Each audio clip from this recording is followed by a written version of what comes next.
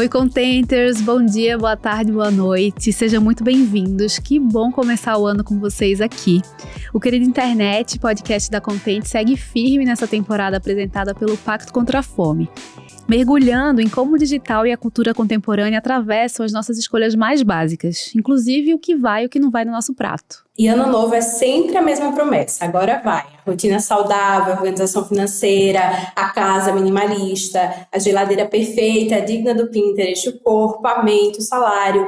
E no meio desse pacote a gente também desperdiça muita coisa, tempo, energia, dinheiro e comida, que gera muitas toneladas de desperdício. Enquanto o Brasil produz mais de 160 milhões de toneladas de alimentos por ano, mais de 55 milhões de toneladas são desperdiçadas ao longo da cadeia, do campo até a nossa cozinha.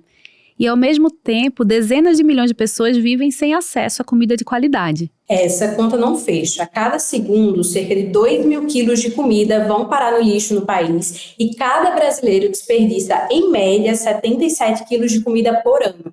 Esse desperdício pesa no bolso, mas também acelera a crise climática e diz muito sobre as metas meio impossíveis que a gente faz e abandona em fevereiro. Então, hoje, a nossa missão é olhar para o ano novo, metas novas, com lupa e carinho. Como é que a gente transforma esse ritual de começo de ano num plano mais pé no chão, que desperdice menos comida, menos tempo e menos vida? Para atravessar esse começo de 2026 com mais calma, mais estratégia, mais intenção, a gente recebe duas convidadas ilustres que olham para o desperdício a partir de lugares bem diferentes e complementares. Com a gente, Bela Reis, jornalista, criadora de conteúdo, mãe do Martin, uma das criadoras do podcast maravilhoso Angu de Grilo, e uma pessoa que fala de maternidade, negritude, relacionamentos, de vida real, de vida adulta, e que nos últimos anos tem compartilhado com seu público uma série de mudanças de estilo de vida, com uma rotina mais saudável e principalmente mais possível. Seja muito bem-vinda, Bela. Ai, gente, muito obrigada pelo convite. Estou muito animada de estar aqui. Eu amo a Contente, o trabalho do Pacto. Vai ser maravilhoso. Amo esse assunto, tem que me controlar para não falar ininterruptamente, porque esse assunto de metas do ano, rotina, essa organização, esse planejamento, são assuntos que eu posso falar assim 3 horas seguidas. Então, preparem-se, mas estou muito animada. Muito obrigada, gente.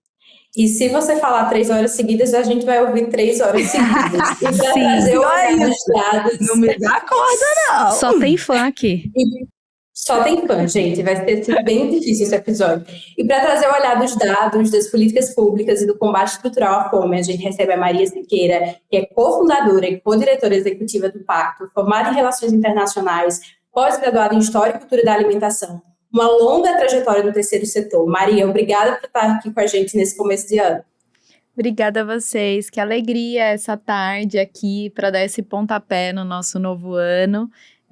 Estou muito feliz de a gente poder conectar vocês que são porta-vozes de coisas tão importantes na internet e que tratam as coisas com tanta leveza, um tema que me é muito caro, que é o combate à fome e a redução do desperdício no Brasil e para o Brasil também. Então, como é que isso se conecta com a nossa atuação também, enquanto indivíduos nesse ano de 2026, que é um ano muito importante para o Brasil e para o mundo?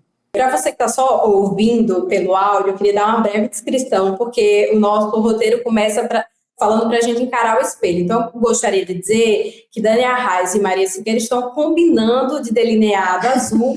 A parede da Bela Reis é azul, se você acompanha o Angu de Grilo, você já sabe.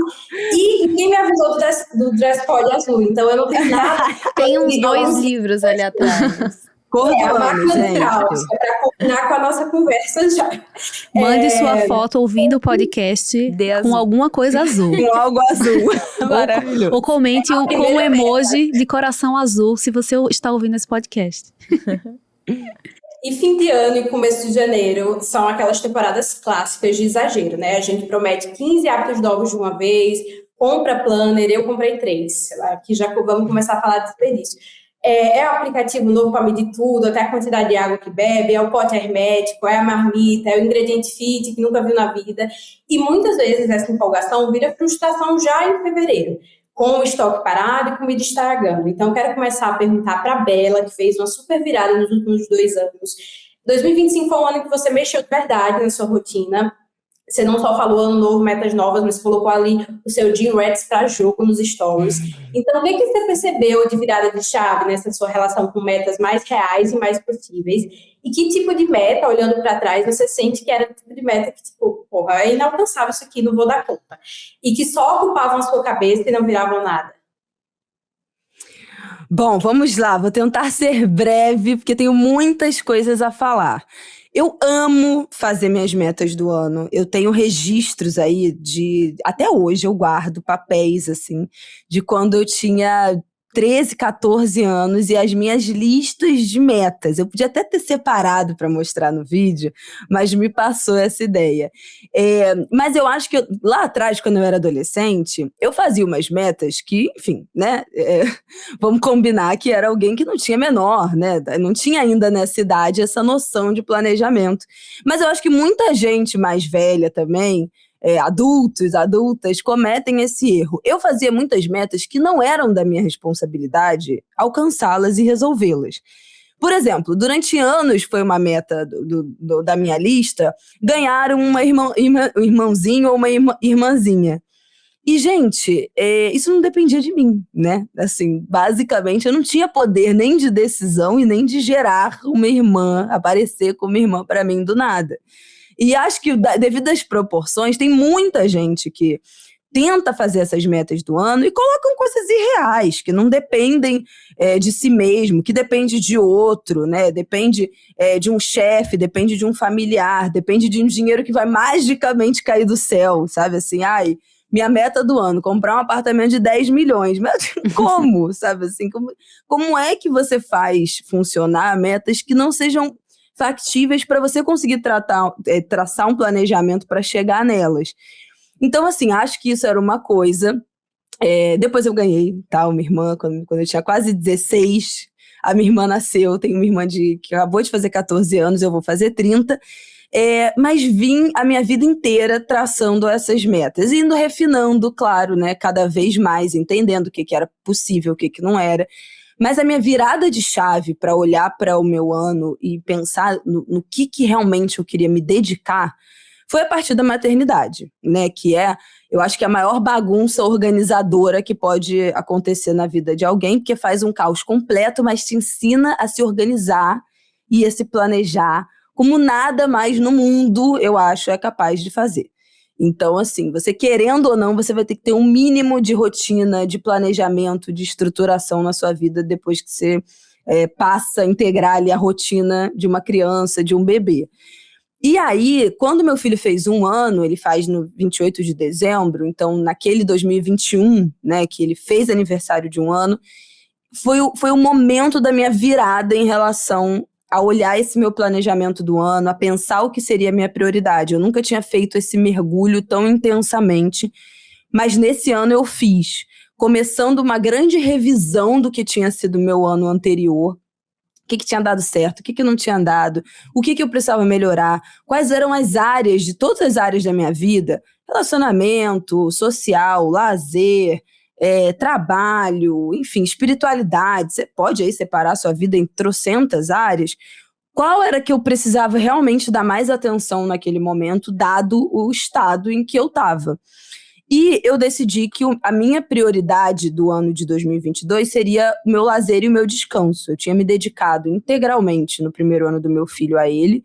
Ele só passou a ir para a escola com 1 ano. Então eu fiquei o primeiro ano dele inteiro com ele em casa, já trabalhando, mas com ele em casa, num caos absoluto. E eu falei, gente, agora eu preciso olhar de novo um pouco para mim. Então eu preciso descansar, eu preciso retomar o mínimo, né, de bem-estar na minha vida. E aquilo foi muito importante. Eu acho que você definir uma área, uma palavra, é um lembrete. Nos momentos de decisão do seu ano, você se reconecta com o que era a prioridade. Óbvio que isso pode mudar, mas aquilo ali para mim foi muito importante. Em vários momentos em que eu me vi esticando a corda, querendo ultrapassar meus limites, eu me lembrava de que eu tinha decidido priorizar o meu lazer, o meu descanso, o meu tempo comigo mesma naquele ano. E eu fui repetindo esse processo. E aí depois, no ano seguinte, a minha palavra, né, minha área ali de foco do ano foi carreira, porque eu falei, bom, tive um ano aí, né, de um recém-nascido, um ano em que eu priorizei meu lazer e meu descanso, agora, nesse ano, eu preciso trabalhar muito. Então, o meu foco foi esse, as minhas decisões partiram desse lugar. E aí, todo ano, eu acho que eu vou decidindo qual vai ser a área e vou concentrando a energia naquilo e evito essa frustração de, faço um monte de meta irreal, não cumpro nada, deixo a vida me levar. Eu acho que, enfim, tem gente que gosta, né, desse modelo, mas eu gosto mais de pensar coisas que me fariam feliz de alcançar e correr atrás, né, de alcançar. E aí você falou dessa mudança, né, nos últimos 2 anos de estilo de vida, e aí eu quero muito reforçar que, gente, esses processos demoram muito. Eu acho que a gente está vivendo um momento de muita ansiedade, né, nessa convivência em rede social, que é tudo, sei lá, emagreça não sei quantos quilos em 3 meses, chegue no seu corpo dos sonhos até o verão. É tudo muito imediatista. Mas eu voltei para a atividade física quando meu filho tinha 9 meses e fui gradualmente aumentando. Eu só consegui cumprir minha meta de atividade física no ano passado. 4 anos depois que eu voltei a implementar essa meta. Foi só no ano passado, no final do ano passado, que eu consegui sentir que, assim, tava tudo meio, já engatei na atividade física, eu não preciso mais colocar toda a minha energia na mecânica dessa coisa de fazer a disposição para o exercício. Isso já está meio automatizado. Então, agora eu consigo olhar para a minha alimentação. Demorou muito. Desde a gravidez, a qualidade da minha alimentação tinha piorado demais. Então, também demorou mais de 4 anos, né? Acho que 5 anos, para eu conseguir entender que era o momento da alimentação ser a minha prioridade. E os planos mudam, né? Assim, ano passado, o meu foco era o estudo, eu queria voltar a estudar, ainda que informalmente, e acabou sendo saúde. Foi um ano em que eu fui completamente forçada a olhar muito para a minha saúde mental, para o cuidado com a minha voz, para a atividade física, para a minha alimentação. Então, as coisas se sobrepõem, né? A vida é o que acontece enquanto a gente está parado planejando. A vida não dá para prever. Mas eu acho que a gente delimitar um pouco ali quais as áreas são mais urgentes da gente cuidar, ajuda a gente a focar nossos esforços e a não desperdiçar tempo, energia, dinheiro, né? Também focado em coisas que nem são a prioridade ali do momento. É mais ou menos assim que eu me organizo. Desculpa que eu já comecei falando demais. Não, eu amei, porque é um choque de realidade, né? Você pensar no possível, assim, você pensar que você levou 4 anos para cumprir a sua meta em relação ao exercício. A gente fica consumindo o feed perfeito, que todo mundo consegue malhar e ganhar músculo, e a gente acha que só a gente tá falhando, assim. E uma coisa que já alugou o primeiro triplex na minha cabeça é meta de descanso e lazer. Eu nunca fiz. Obrigada por me fazer pensar nisso, porque eu nunca coloquei como um objetivo. Eu acho que a gente se cobra tanto que a gente esquece de um básico, assim. Então, já estou aqui refletindo. Maria, eu queria te perguntar, falar um pouco, né, que o Pacto contra a Fome trabalha com essa verdade muito dura do desperdício, que a gente joga mais de 55 milhões de toneladas de alimentos fora, todo ano. É muita coisa, né? Milhões de pessoas vivem em insegurança alimentar sem saber se vão conseguir comer. Quando você olha para esse pacote de ano novo, dessas tantas metas, e quando a gente pensa, né, no final do ano, tem ceia e depois tem férias, esse começo de ano, onde é que estão os principais gatilhos de desperdício de comida? Como é que a gente pode olhar para isso dentro de casa e observar que, eu estou contribuindo para que essa média por pessoa seja de 77 quilos por ano? É muita coisa, é muito chocante, né? Se a gente colocasse aqui numa mesa de comida, a gente veria o quanto é gigante. Quais são esses principais gatilhos? Eu tô já super tocada pela fala da Bela, porque eu acho que tem muita conexão com como a gente aborda o planejamento de tudo na nossa vida, não só o nosso planejamento individual, né? Acho que muitas vezes, quando a gente também está conduzindo uma instituição que está olhando para um problema social, a gente também tem esse senso de urgência irrefreável, que a gente precisa resolver tudo para ontem. A gente também tem uma dificuldade de priorizar, porque acha que tudo é importante dentro de uma questão que é socialmente relevante. Então, eu acho que esses desafios que a gente está falando, né, do planejamento, do estabelecimento de metas, ele acontece acontece em todas as camadas. E quando a gente olha para um problema social tão complexo como o desperdício de alimentos, a gente tem uma primeira pergunta que é: de quem é essa responsabilidade? Quem é responsável por esse tamanho de desperdício no Brasil? 55 milhões de toneladas sendo jogadas fora todos os anos. E aí eu acho que quando a gente vai descendo no nível de detalhe, compreende, putz, então são 77 quilos por pessoa no ano no Brasil. Acho que a gente vai tangibilizando aquilo que está ao nosso alcance. Acho que é aquilo que a Bela falou de querer ter um irmão. Eu quero um Brasil sem desperdício. Tem coisas que eu, Maria, posso fazer enquanto co-diretora de uma organização, que tem certos papéis e responsabilidades dentro desse ecossistema. Tem coisas que eu, Maria, enquanto cidadã, posso fazer na hora que eu tomo as minhas decisões sobre as minhas compras, a hora que eu escolho de qual supermercado eu vou comprar, a hora que eu escolho em qual candidato eu vou votar. Então, tudo isso está dentro da minha zona de alcance para que eu contribua para esse grande problema social que, se a gente coloca só pra gente, é que nem querer ter um irmão sem ter... Você não pode ter o seu próprio irmão, né? Você não pode fazer seu próprio irmão nascer. Então, eu acho que a gente precisa ir chegando nesse nível de granularidade do problema para decidir o que está na nossa alçada. E dentro de casa, eu acho que tem esse nosso tema macro aqui de planejamento, ele é muito crítico para esse desperdício nos lares, dentro da casa das pessoas. Acho que primeiro tem um aspecto muito cultural. O Brasil é um país em que a gente valoriza a comida. A comida, ela é parte da nossa expressão como país. E tem um estudo muito legal de uma organização que chama Morada Comum, é um estudo que chama Raízes do Brasil. E é um estudo Quali, e ele pergunta o que as pessoas consideram o motivo de orgulho delas em relação ao Brasil. E aí os 3 primeiros são as pessoas, a natureza e a comida. Então, a gente quer ter comida para oferecer, a gente quer ter comida na geladeira, a gente quer ter abundância na hora que a gente recebe pessoas. E isso muitas vezes vai um pouco além daquilo que é o necessário ou daquilo que de fato vai ser consumido e gera um desperdício. Acho que atire a primeira pedra quem nunca esqueceu um pé de alface ou uma cenoura na gaveta da geladeira e de repente se viu sem ter o que fazer. O alface já virou alga, a cenoura virou um negocinho murcho que você nem sabe mais o que eu vou fazer com aquilo. Então, esse planejamento, considerando de fato a necessidade que se tem, pensar melhor, putz, será que eu preciso mesmo servir 3 tipos de legumes, 4 panelas de arroz para 10 pessoas que vão na minha casa, assim? Então, acho que esses questionamentos no momento da compra e no momento da preparação já ajudam a gente a começar a trabalhar melhor, assim. E aqui acho que mexe muito com a nossa cultura, mas como é que a gente encontra essas outras formas de expressar essa abundância de amor e de afeto que a gente tem? E no fim tem uma consequência direta pra gente, assim. Esse desperdício, ele não custa só pro planeta, ele custa muito pro planeta.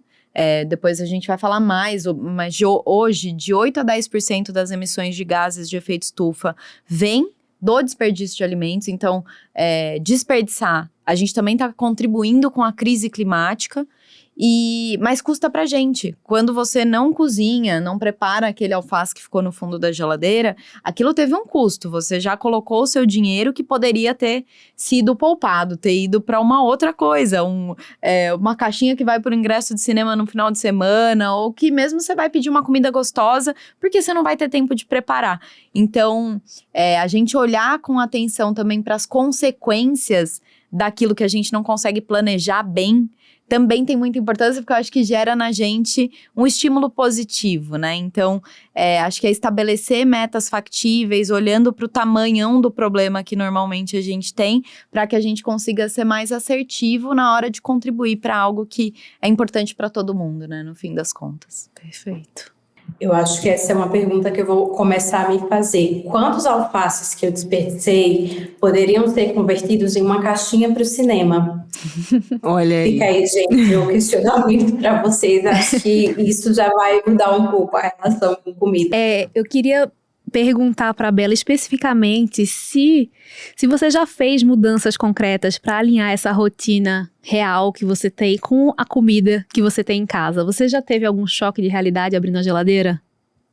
Nossa, gente, eu tenho 1 milhão de coisas que eu acho que eu faço para lidar assim, com a casa de uma forma um pouco mais sustentável, especialmente em relação à alimentação. Bom, falando do alface, eu já desisti de comprar verdura, porque eu sinto que toda vez que eu lavo, ela dura muito menos. Então, assim, agora eu compro aquela que já vem higienizada. Eu sei que tem muita gente que acredita que não vem higienizada corretamente, mas eu escolho acreditar, porque para mim é uma estratégia contra o desperdício. Eu não dou conta de comer a quantidade que vem num pé de alface antes dele ficar murcho, estragar e tal.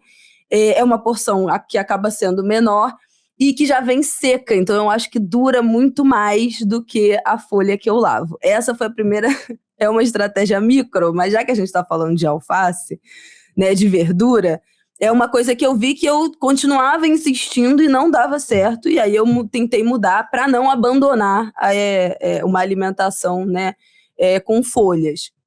Mas assim, uma coisa que eu faço assim que eu chego do hortifruti ou do mercado, eu já coloco as frutas, legumes para higienizar.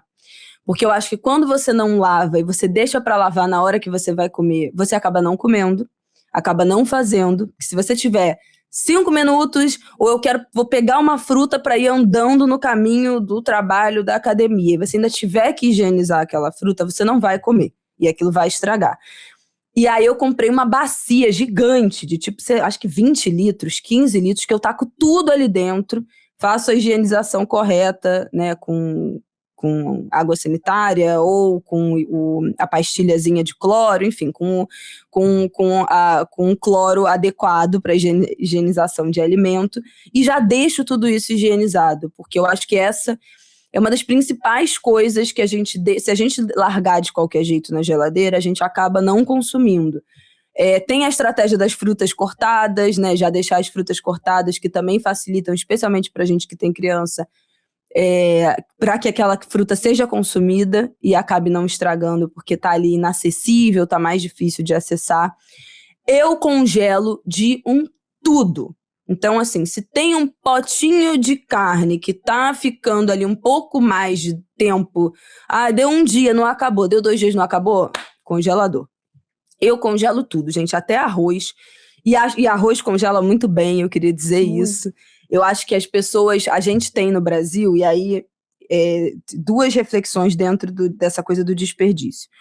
A gente tem uma cultura aqui de que comida congelada é ruim. Isso é comida caseira, tá? Não tô falando comida ultraprocessada que você compra congelado, não. Mas comida que a gente faz em casa e congela, fica ruim, o gosto não fica bom, fica tudo horroroso, e o certo é a comida fresca. Gente, a comida fresca todo dia é uma herança escravocrata. Não existe uma pessoa ter qualidade de vida e tempo tendo que cozinhar toda a comida todos os dias e ter que trabalhar. Ou você paga alguém para fazer isso, ou o seu trabalho é esse. Então, se você é dona de casa, né, o seu trabalho é o cuidado com a família e a casa. Isso faz parte do seu trabalho. Ou senão, você vai ter uma rotina enlouquecida de sobrecarga de um trabalho que seja externo à sua casa, e cozinhar essa refeição, vai acabar não cozinhando, vai acabar comendo muito pior.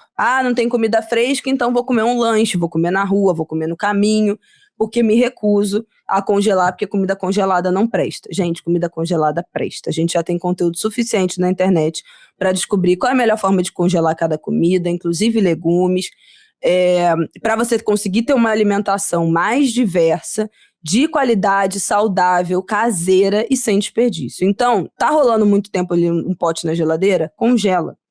Outra coisa que eu faço para evitar desperdício eu faço as comidas e congelo elas numa neutralidade, digamos assim. Eu faço, por exemplo, 3 quilos de frango desfiado e congelo sem molho, sem nada. E aí, cada potinho daquele eu posso transformar em alguma outra coisa. Eu posso fazer um molho de curry, eu posso fazer um molho de mostarda, eu posso fazer um estrogonofe, eu posso fazer um recheio de uma torta de frango de um empadão, eu posso botar num sanduíche, eu posso fazer daquilo um monte de coisa. Eu sinto que quando às vezes que eu tentei fazer alimentos assim, já com molho, já totalmente prontos, nem sempre eu estava afim de comer aquilo mais de uma vez, nem sempre eu estava afim de ficar comendo aquela comida vários dias. Então, fazer a comida com uma base neutra e a partir daquilo ali diversificar depois, para mim, aqui em casa, a gente viu que funciona muito melhor e a gente desperdiçou muito menos. E eu também acho que a gente, como brasileiro, tem, às vezes, uma mania que eu acho que tem a ver com, pode ser com a escassez, com uma herança aí da hiperinflação, que é de estocar comida. Então, tem promoção, compra um monte, faz um estoque imenso de comida.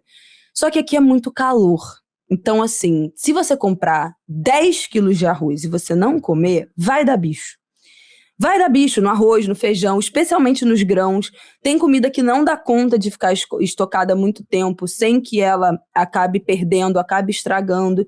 Então, esse também é um exercício. Eu já perdi muita comida que eu comprei a mais, não fiz, e aí quando eu vi, já estava com bicho, já tinha dado, né, aquele caruncho, já não dava mais para fazer. Então, também é um exercício a gente não comprar mais do que a gente dá conta de comer, de fazer.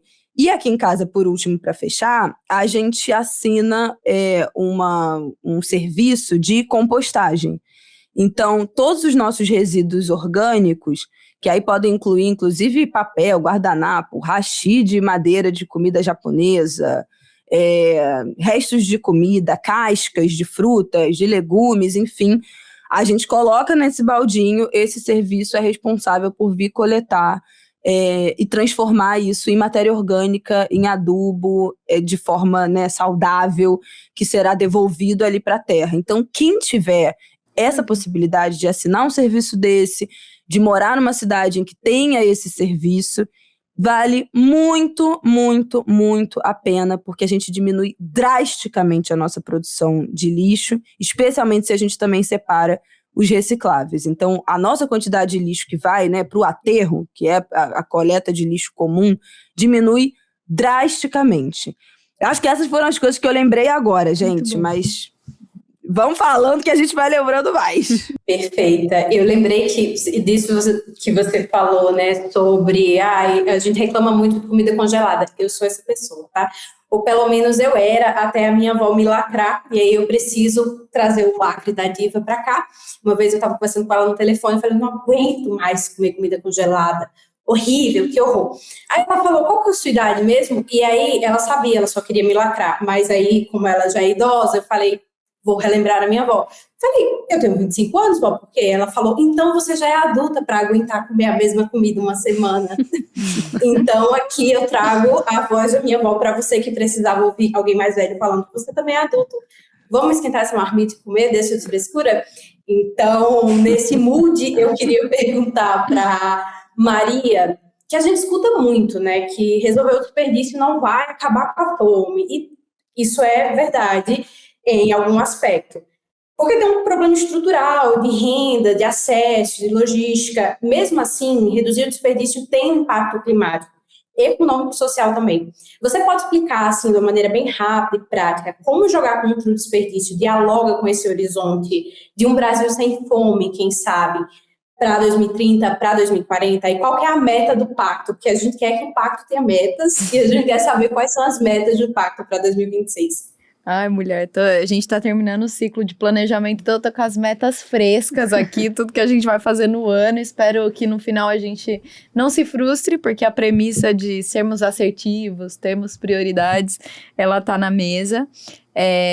Mas você tem razão, assim, resolver o problema do desperdício, principalmente em âmbito doméstico, não vai resolver o problema da fome, né? Então, acho que todo mundo em algum momento escutou a máxima de uma avó, de uma mãe, menino, come o que tem no prato, que senão tem gente passando fome, já é algo, né, na nossa cultura brasileira. E no fim, contribui, porque, e aí eu vou explicar um pouco o porquê, mas a fome é um problema estrutural que tem como principais causas raízes a pobreza e a desigualdade. Então, as pessoas hoje no Brasil não acessam o seu direito a uma alimentação adequada, porque a gente tem um problema de desigualdade de renda, os salários o salário mínimo não paga uma cesta básica adequada, e vários outros problemas de como é que essa comida que é adequada, fresca, saudável, chega nas periferias, que é muito diferente o acesso que se tem em um bairro rico de uma cidade e o que se tem em uma favela, em uma comunidade. Então, como Pacto contra a Fome, a gente não se conforma com essa incoerência. Então, viver em um país em que a gente tem tanta gente passando fome e tanto desperdício não é aceitável, pela incoerência ela mesma. E aí a gente começou a se perguntar como é que esses problemas se conectam, existe alguma oportunidade de reverter aquilo que seria desperdiçado em favor do combate à fome? E hoje a gente tem algumas conclusões. A primeira é que a gente tem sim uma oportunidade de parte do que seria desperdiçado ao longo da cadeia de alimentos aliviar emergencialmente a fome das pessoas que estão em situação de insegurança alimentar. Isso acontece principalmente, a gente aqui não está falando do desperdício doméstico, né? Então, normalmente um prato de comida dentro de casa, ele não pode ser redistribuído para quem está em situação de fome. Normalmente já foi manipulado e etc. Mas dos bares e restaurantes para frente, para trás, na verdade, na cadeia, né? Bares e restaurantes, supermercados, indústria, a gente tem um potencial, sim, de aquilo que está em ponto de quase ser desperdiçado e ainda está próprio para consumo, mas já perdeu o valor comercial, porque no fim, no mundo capitalista, comida é dinheiro, perdeu o valor comercial, a gente trabalhar para redirecionar isso. E é isso que a gente tem buscado contribuir para que aconteça. Então, no último ano, a gente lançou um programa super importante que chama Ceasa Desperdício Zero, em que a gente está trabalhando com as centrais de abastecimento de todo o Brasil para que as frutas, legumes e verduras que seriam desperdiçados sejam primariamente redirecionados para organizações sociais que vão fazer essa comida fresca chegar na mesa de quem mais precisa, e depois disso, aquilo que não for possível ser redirecionado, que isso seja compostado, como a Bela trouxe, que isso seja usado para energia. Então tem todo um ciclo de redução de perda e desperdício para que a gente chegue num desperdício zero. E assim a gente consegue contribuir emergencialmente no alívio de quem está em situação de fome e contribuir também para o problema climático que o desperdício gera. E esse problema climático, ele tem conexão com a insegurança alimentar também. Quando a gente pensa em um mundo cada vez mais quente, com cada vez mais... A Bela até comentou, né? O Brasil é um país quente, na hora da gente armazenar um grão, já tá correndo risco de ter caruncho daqui 3 meses. E vocês imaginam isso fortalecido pela crise climática. Então, a produção de alimentos e o armazenamento de alimentos passa a ser muito mais desafiador num contexto de crise climática. E a gente já antevê que isso vai ser um problema gravíssimo para a situação de segurança alimentar no mundo. Então, daqui para frente, a coisa, se a gente não fizer algo diferente, vai piorar. Então, a situação de insegurança alimentar, se a gente não atua nas mudanças climáticas, vai piorar. E é para essas pessoas que o efeito vai ser pior. Então, quando a gente pensa aqui nesse segundo aspecto, o primeiro é trabalhar o desperdício de alimentos como uma ferramenta de alívio emergencial da fome, levando aquilo que perdeu o valor comercial para quem mais precisa. E nesse segundo aspecto de tratar o desperdício de alimentos numa perspectiva de clima, para que a gente consiga ter uma redução dos impactos climáticos e assim favorecer ambientes de produção e de armazenamento de comida que garantam segurança alimentar, são as duas avenidas principais que a gente tem percorrido como Pacto contra a Fome. E aí a gente tem trabalhado com legislações, fortalecimento de políticas públicas e parceria com varejo, indústria, para que a gente potencialize essa doação cada vez mais. E quando a gente fala de sistemas alimentares, né, sistemas alimentares, a gente esquece quase sempre, como em todas as discussões, de crianças, né? Essa geração que é criança agora, que vai ter que lidar com esses efeitos ainda mais ferozes da crise climática. E ter essa conversa sobre desperdício com crianças e adolescentes é uma coisa que a gente já falou em outros episódios. E aí eu queria chamar a Bela para falar um pouco sobre isso, se essa conversa já rolou com o Martim. O Martim é uma criança linda, o dela é Martim. Músico... Martin. Então eu vou refazer aqui para não falar o nome da criança errado. E quando a gente fala de sistemas alimentares, uma coisa que a gente leva muito pouco em conta é que quem vai pagar essa conta das mudanças climáticas e de uma insegurança alimentar mais profunda é quem é criança hoje em dia.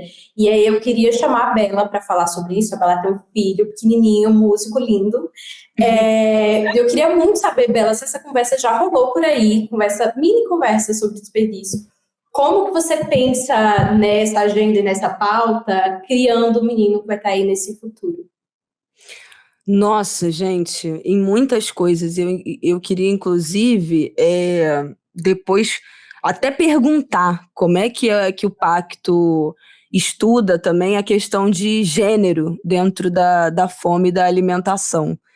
Porque você falou, né, como é que é criar um menino, porque eu acho que pensar a comida, o desperdício e passar isso como um valor, especialmente passar isso por um valor e como um valor para a criança, para um menino que virará um homem, é ainda mais importante, porque essa é uma conversa que a gente sempre tem em casa. Então, para mim como mãe, a minha estratégia é sempre botar menos comida do que eu acho do que é a fome dele, e aí eventualmente a gente repete, do que botar um prato imenso de comida que ele vai acabar não comendo, ou que, enfim, a gente é totalmente contra essa coisa de você vai comer até acabar o prato. Então ele tem a liberdade de apontar o momento que ele está saciado. Mas, para evitar desperdício, a gente vai dimensionando, fazer essa organização das frutas. E eu acho que dá autonomia para a criança de acessar também a comida. Então, ele acabou de fazer 5 anos, ele já está numa idade que eu falo.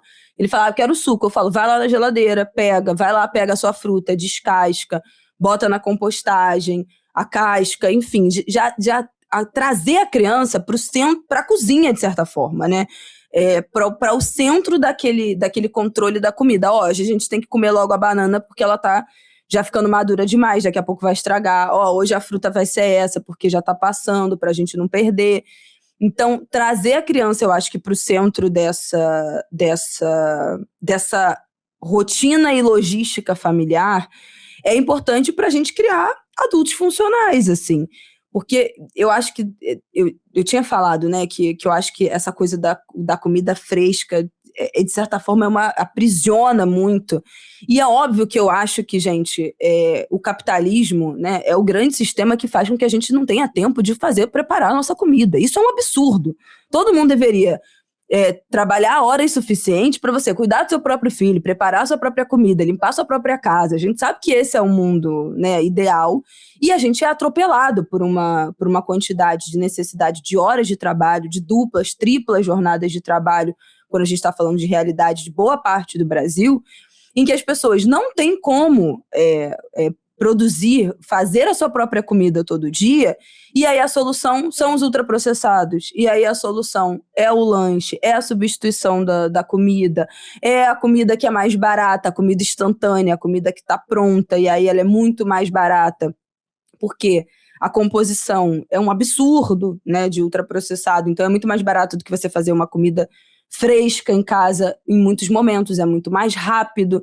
Então, eu acho que eu queria também perguntar sobre isso do gênero, porque tem uma logística da alimentação que recai muito sobre as mulheres, as esposas, as mães, né?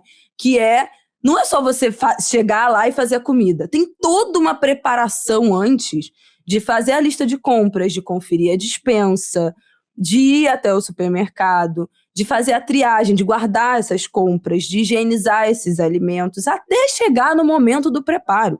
Então, antes disso, tem muitas outras etapas que, em geral, né, eu acho que em muitas, né, das famílias e das casas, acabam sendo atribuições femininas.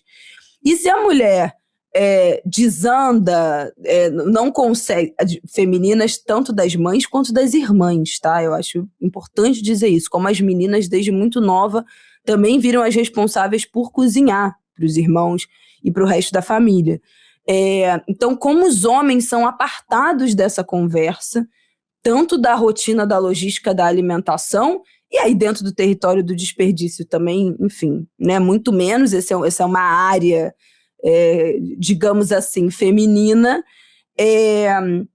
E que é completamente real, né? É muito triste que a nossa alimentação acabe secundarizada, a importância da nossa alimentação acabe secundarizado dentro da rotina, porque a prioridade é cumprir horas maçantes de trabalho. E aí come o que deu, né?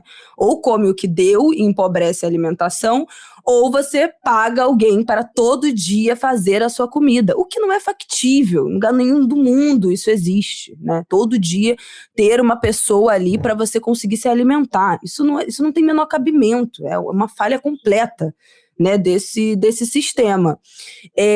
Então é isso, eu acho que especialmente a gente que tem filho menino, que está criando homens para essa sociedade, é nosso dever trazer esses homens para o centro da conversa. Não é só chegar lá, sentar na mesa, botar o prato deles e botar eles para comer. Então, trazer para a limpeza, né, do pós-almoço, pós-refeição. Então, você leva seu prato na cozinha, vamos começar a aprender a lavar a louça desde pequeno, participar dessa logística da casa. Gente, isso não é trabalho infantil, não. Isso é criar responsabilidade, isso é fazer com que a criança participe de uma lógica a qual ela vai estar inserida de participação, de você não é hóspede dessa casa, você mora aqui. Então, todas essas responsabilidades, essa logística, esse pensamento já podem começar a serem transmitidos desde muito pequenos. Então, sinto que comecei a fazer minha parte aí nos últimos anos. Claro, ele ainda é muito pequeno, ele acabou de fazer 5 anos, então começando a plantar um pouco essas sementinhas. Mas também é isso, fico pensando que é mais uma atribuição para as mulheres, né? Que também são sobrecarregadas com cuidado, além dos cuidados domésticos, com cuidado com os filhos. Então, além de tudo isso, eu ainda tenho que pensar em quais são os valores, como eu vou trazer meu filho para a cozinha, como eu vou fazer com que ele também tenha noção disso. Infelizmente, todos os debates que me passam pela cabeça quando a gente fala de qualquer coisa nessa sociedade esbarram no gênero. No final das contas, eu acho que acaba virando tudo uma grande questão, também, além de uma questão social, uma questão de gênero. Queria saber o que o Pacto acha disso. Não, 100%, Bela. Acho que além das mulheres, hoje a fome ela é muito marcada pela questão de gênero e de raça. Então, hoje, as mães solo pretas são as pessoas que estão em maior situação de insegurança alimentar no Brasil e há mais risco a estar nessa situação. E aí, a resolução do problema também passa por elas, né? Então, é um ciclo vicioso em que são as pessoas mais impactadas pelos problemas sociais que a gente vive e, ao mesmo tempo, as pessoas mais responsabilizadas pela solução desses problemas. Então, o Martin é o futuro que eu quero ver para o Brasil, assim. Homens que são responsáveis também por fazer essa agenda avançar, por tomarem decisões dentro dos lares e decisões na sociedade que cheguem ao bem comum, né, ao bem público, que é um Brasil em que todo mundo tem direito a uma alimentação adequada, tem direito ao tempo de trabalhar dentro de casa, fazer a sua própria comida, organizar a sua vida, criar os seus filhos. E me lembrou muito a sua fala, que também tem uma outra questão aqui, que é um livro da Bela Gil, a sua xará, que é quem vai fazer essa comida, é um livro recente da Bela, em que ela fala sobre a valorização do trabalho na cozinha. Então, como é que, na paralela em que a gente traz os homens também para o jogo contra o desperdício, a gente também valoriza cada vez mais esse trabalho que é feito majoritariamente por mulheres que estão alimentando. Gente, tem uma série muito fofa também que chama Escola de Sabores Agora, que mostra a história de merendeiras, tá no YouTube, é uma série super curtinha, 20 e poucos minutos, são merendeiras, populações ribeirinhas, indígenas e quilombolas, e majoritariamente também mulheres pretas, indígenas, muito pouco valorizadas ao longo de suas carreiras públicas daí. E dentro das casas todas também a gente sabe que isso acontece todos os dias. Então, como é que a gente valoriza também esse trabalho de forma que ele seja alinhado ao que é essa entrega de valor social que ele realmente traz. E aí, a outra coisa que a gente está buscando fazer é furar um pouco a bolha de com quem a gente se comunica. Hoje a gente tá aqui em 4 mulheres, tem uma pessoa no estúdio que é um homem, que felizmente também tá ouvindo essa conversa. Eu sei que majoritariamente a audiência é feminina. E como é que a gente fala para além desse público? Então, nesse ano a gente lançou junto à CBF campanhas contra o desperdício nos estádios, que a gente sabe que são ambientes avassaladoramente masculinos. E como é que a gente começa a conversar com esses homens também? A Casa TV foi uma parceira, então nos intervalos de jogos a gente também trazendo isso para a pauta, para que cada vez mais a gente tenha essa responsabilidade por formar e por tomar decisões alinhadas a esses objetivos sociais compartilhada também. E já tem algum indicativo de como essas campanhas performaram? A gente teve, esses 2 últimos anos, as campanhas de esporte foram muito bem sucedidas. A que a gente fez com a Rebeca a Andrade, né, ali no pós-Olimpíada, atingiu 250 milhões de visualizações. Nossa. Então bombou. E esse ano a gente conseguiu essa adesão muito maior da CBF. No ano passado a gente tinha feito, mas muito pontualmente em jogos, alguns poucos jogos, mas esse último ano foi muito mais efetivo. A gente teve nas últimas rodadas do Brasileirão, que são rodadas muito decisivas, então fez muita diferença. A gente tem os resultados também, aumento de número de seguidores, reações, então acho que a gente está num caminho de trazer mais, por meio dessa cultura popular, também mais gente para o jogo e gente diversa, né? E o Pacto lançou também, né, uma campanha de Jogue contra o Desperdício, fazendo uma inteligência artificial, a CIA, para ajudar as pessoas a olharem para o que elas têm dentro de casa. Conta um pouquinho mais sobre essa campanha. Porque acho que uma das nossas reflexões eu trago conscientização, mas se eu não chamo a ação, ou eu não trago ferramentas para que as pessoas também desempenhem os seus papéis, isso vai ser um tiro no escuro, assim. Então, o que a gente buscou foi como é que eu contribuo para as pessoas que estão nos lares buscando reduzir o seu desperdício doméstico, como é que eu contribuo com elas? E aí a gente desenvolveu uma ferramenta que é a Tia Contra a Fome, que é um chatbot no WhatsApp, em que a gente consegue enviar fotos ou listas de ingredientes de coisas que estão na geladeira. Então, por exemplo, aquele pé de alface que eu falei que ia estragar, aquela cenoura que está desidratando, mando direto lá e ela traz ideias de receitas ou caminhos para que você faça aquilo se tornar algo efetivo, né? E é muito bom porque tá dentro de uma ferramenta de dia a dia da família brasileira, das pessoas no Brasil. Então a gente não quis criar um novo aplicativo, um novo site, mas sim trazer algo para dentro do que já é usado. E agora o nosso desafio é colocar isso na mão de todo mundo, por meio dessa continuidade das campanhas. Então, acho que temos um caminho aí virtuoso pela frente, ferramental brasileiro. E tem que sair do lugar da culpa, de ficar assustado com os números, de eu contribuo para esse desperdício, e pensar em pequenas ações práticas, né, e pequenas ajudas que façam a gente mudar um pouco essa chave. É isso. Né? Não vai adiantar.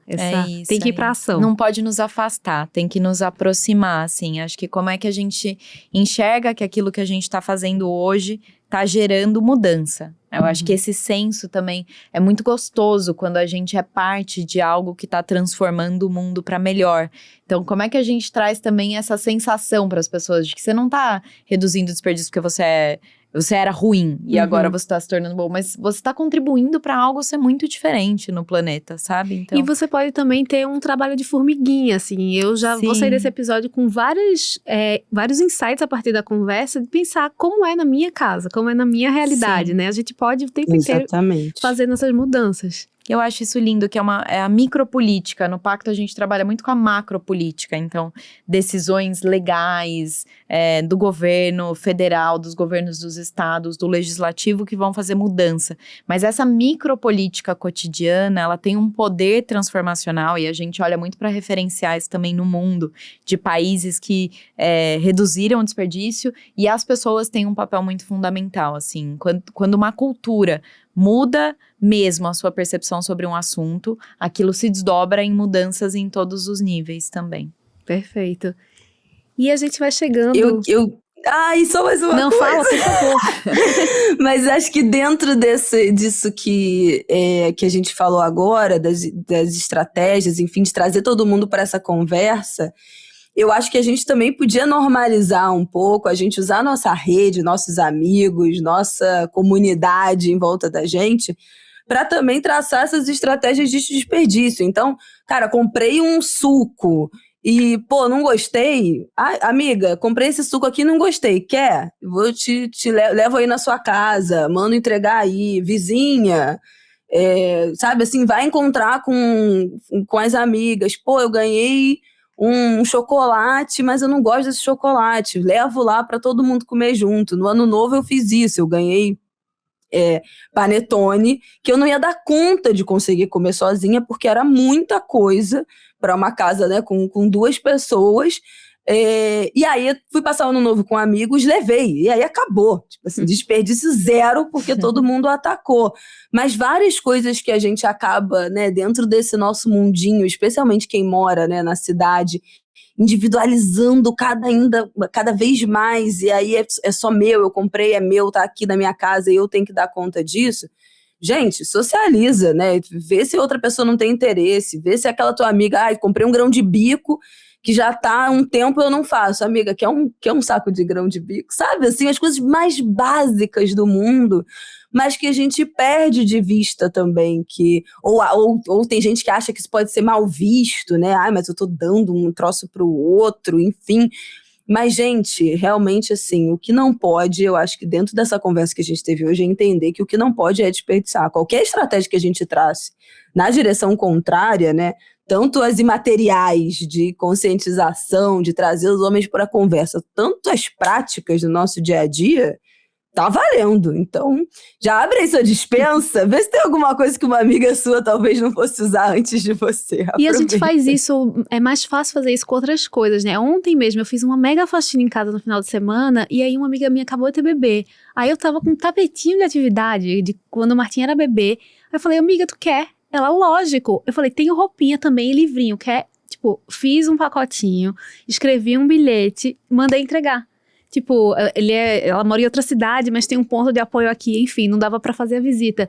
Mas existe, pelo menos na maternidade, em muitos momentos isso. Sim. Passa a roupa, o brinquedo e tudo mais. Porque assim, não dá conta de tanta coisa. E é tão isso. bonito. Comprei um bolo, não vou dar conta de comer o bolo inteiro, não quero comer o bolo inteiro. Cara, manda pra casa da sua amiga, entrega lá, pra você comer um bolinho de tarde. 2 fatias de bolo, é isso, entendeu? E isso eu acho que também aproxima essas relações, Super. né? Também cria outros laços, abre novas conexões, cria uma outra conversa que só tem a ganhar. Só pode ser benéfico, não tem nada de ruim para tirar disso. Uhum. E eu adorei que você já veio com dica, porque a gente tá se aproximando do final e a gente vai fazer um jogo rápido, versão vida real, que a ideia é sair com promessas possíveis e não com uma lista enorme que vai ser engavetada. Então, Bela, eu quero te perguntar. Se todo mundo que tá ouvindo a gente topasse mudar uma coisa na cozinha em 2026, qual você escolheria como prioridade para reduzir o desperdício? É planejar compra, armazenar melhor, entender data de validade? Qual seria essa única meta em relação ao desperdício de comida? Eu acho que a única meta seria chegar do mercado, higienizar os alimentos e deixar eles prontos para consumir, para fazer ou para consumir. Ponto. Isso mudou rigorosamente tudo aqui em casa. Então, essa é a minha meta. Você vai comprar uma bacia, um balde gigantesco, ou você vai usar o seu tanque para lavar e higienizar tudo de uma vez, e você já vai deixar isso prontinho. Eu tenho certeza que a quantidade de coisa que estraga vai diminuir muito, muito, muito, muito. E agora, assim, a parte curiosa é... Qual vai ser a sua do ano? O seu foco do ano é qual? Porque a gente falou tanto ali no começo, eu tô curiosa pra saber o seu. Gente, eu acho que esse meu ano, eu já fiz essa reflexão, eu acho que vai ser finanças, tá? Não necessariamente, aquela coisa, né? Metas que não só dependem de mim. Quero ganhar mais dinheiro, quero ganhar na Mega Sena. Não necessariamente isso, mas eu acho que cuidar melhor do meu dinheiro. Olhar mais o orçamento da casa, olhar com mais frequência os meus gastos, para onde é que tá indo esse dinheiro. Eu sou muito organizada. Eu sou muito capricorniana nesse sentido, assim, sou bem mão de vaca, sou muito responsável com dinheiro, mas eu acho que nos últimos anos eu dei uma relaxada, então chega, não é tempo mais de se permitir. Vamos nos proibir. Exatamente. Todas as minhas metas financeiras dependiam de eu ter ganhado os 500 milhões na Mega da Virada. Não aconteceu, agora eu vou ter que refazer. Eu queria saber, Maria, dessa metona para o Brasil, né? Vamos jogar uma metinha no colo do Brasil. Qual seria essa meta do ano novo que você gostaria de ver na agenda pública, na agenda de políticas públicas, quando o assunto é desperdício de alimentos? Eu vou até pegar esse gancho do que é possível, né? Pra gente não cair no erro de contar com a Mega Sena também. Eu acho que eu vou trazer pra gente, assim, pro nosso colo. Eu acho que 2026, a Bela falou no começo sobre contexto, que o cenário às vezes puxa a gente pra um outro lado, né? Era lazer, daí virou saúde, porque o contexto puxou pra aquilo. E esse ano de 2026 é um ano muito importante pro Brasil, que é um ano eleitoral, em que a gente decide o presidente da República, os nossos governadores estaduais, senadores, deputados federais. E eu acho que ninguém nunca para pensar o que é que esse candidato ou candidata pensam sobre a alimentação. Eu gostaria muito que esse ano fosse um ano em que a eleição é sobre a alimentação, em que a gente vai discutir lá na Globo, na Rede TV, na Record, nos debates na internet, as propostas de cada um desses candidatos para a segurança alimentar e para a redução do desperdício. E eu acho que cabe a cada um de nós seguirmos nos informando por fontes confiáveis, para que na hora de tomar uma decisão e avaliar cada um dos candidatos nessa perspectiva, a gente tome decisões que mudem a macropolítica. Porque eu tenho confiança de que aquilo que a gente bota no nosso colo enquanto indivíduo, se é factível, a gente vai fazer. Agora, enquanto país, a gente tem muita responsabilidade, né, nesse processo. Então, o meu convite é que a gente tome uma decisão consciente sobre o nosso voto nesse ano, considerando a promoção da segurança alimentar. Gente, a gente está finalizando o episódio. Eu queria fazer um convite meio fora do roteiro, que eu tive essa ideia enquanto a gente estava gravando o episódio, com as dicas aí das marmitinhas para os amigos. Compartilhe esse episódio com aquele amigo que cozinha muito bem. Você fala, oi amigo, você tem problema com desperdício de comida? Olha que esse podcast é contente, no final tem umas dicas ótimas. Você já deixa um ensejo aí. Manda pra mim. Eu tenho uma vizinha de porta que todo dia, meio-dia, aqui de frente ao meu apartamento, do 101, uma querida, todo dia, meio-dia, eu sofro, porque a comida dela é muito cheirosa. Então eu vou já procurar essa amizade. Manda pra ela. Vou dizer, querida, queria dizer que meu apartamento está de portas abertas para suas marmitas de almoço. Eu te mando um negócio também, não garanto que seja tão bem temperado, tão cheiroso, mas como eu sou a garota do TikTok dessa contente, eu gostaria de dar uma dica também de TikToker, que é o indivíduo que produz o vídeo do TikTok, que é uma querida chamada Andressa Prato. Isso não é nem uma publi para ela, mas amo de paixão. Ai, eu amo. Todo mundo quer entrar no mailing dessa mulher, ser amigo dela para ganhar as marmitas dela, então ela já leva essa palavra. Ela cozinha e aí manda marmitinhas para os amigos como uma coisa de afeto. Eu acho que, enfim, ela também só mora ela e o marido, né? Então acho que também tem uma coisa ali de desperdício. Se eu deixar aqui, não vamos dar conta. Mas como ela produz conteúdo, grava algumas receitas maiores, ela faz as marmitinhas e manda para os amigos. Então, gente, vamos resolver isso. Vamos criar e estreitar relações e conexões a partir da comida. A gente sabe fazer isso muito bem. Seja a Andressa na vida de alguém. É isso. Exatamente. E Andressa, sorteia um seguidor para comer suas marmitas. Ai, meu sonho! Ai, gente, muito bom. A pergunta que fica para você que está ouvindo é: qual é essa micrometa que você vai adotar em 2026 para honrar mais a comida, o seu tempo, a sua energia? Pode ser algo pequeno, mas que vai fazer diferença. Eu sempre acho que mudança vem muito com consistência, né? Então, assim, faz uma vez, faz outra. Daqui a um ano a gente conversa de novo e vê o que é que aconteceu por aí. Exato. E se você quiser uma ajudinha prática para começar, o nosso convite é: acesse o pactocontrafome.org/jogue contra o desperdício. Lá você conhece a tia, que é a inteligência artificial do bem, tá, gente? Chega de chatbot que não serve para nada. E que ajuda você a aproveitar o que está virando desperdício aí na sua casa e a desperdiçar menos. Obrigada, Bela, por dividir esse seu olhar maravilhoso sobre a vida, sobre comida, sobre internet, sobre tudo. Foi um prazer te escutar. Eu fiquei aqui anotando várias palavras, assim, sabe? Para refinar esse meu planejamento 2026. Obrigada, Maria, por trazer dados, por trazer política, por trazer essa abordagem de que a gente tem nosso papel individual, mas o papel macro é muito importante, fundamental para que a gente veja essa mudança acontecer. Foi um prazer falar com vocês. Deixem arrobas, o que seguir e tudo mais. Obrigada, adorei o convite, adorei o assunto. Já tô com a cabeça aqui pensando mais coisas que eu vou fervilhar nesse planejamento, nessa organização doméstica também em relação a isso. Bom, estou no Instagram Bela Reis, também me acha como Bela Reis no X, no TikTok e toda terça-feira no Angu de Grilo, disponível em todas as plataformas, que é o podcast jornalístico que eu apresento com a minha mãe, que também é jornalista, Flávia Oliveira, e aí a gente debate as notícias do Brasil, do mundo, o que tiver rolando, vira assunto, então toda terça-feira a gente está lá. Adorei, gente, obrigada. Obrigada demais, queridas. Acho que trabalhar com uma agenda tão densa, complexa, como combate à fome, redução do desperdício, às vezes não é leve. E estar com vocês aqui hoje à tarde foi leve, foi gostoso, foi olhar para esse problema com lentes positivas e propositivas. Então, obrigada demais pela companhia e pelo afago aí para esse 2026.